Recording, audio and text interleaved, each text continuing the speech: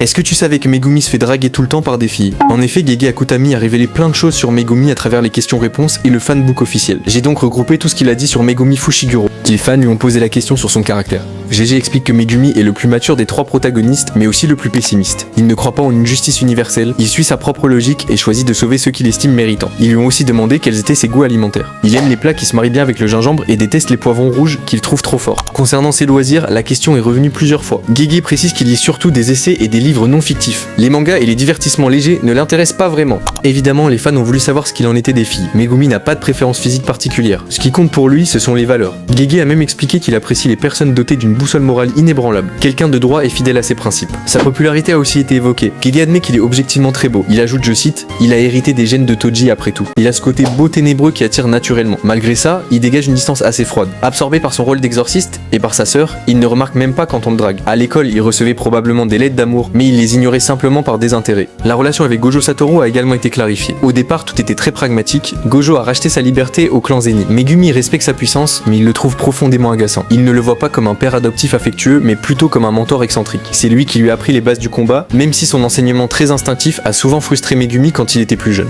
Enfin, les fans ont abordé le clan Zenin et son avenir. Il dit que Megumi n'a aucune envie d'en prendre la tête. Pour lui, c'est un poids plus qu'un honneur. Quant à Toji, il sait presque rien de son père si ce n'est qu'il l'a abandonné. Ironiquement, il lui ressemble énormément physiquement, mais il a hérité du sens moral de sa mère. Dites-moi en commentaire quel personnage tu veux pour la prochaine vidéo.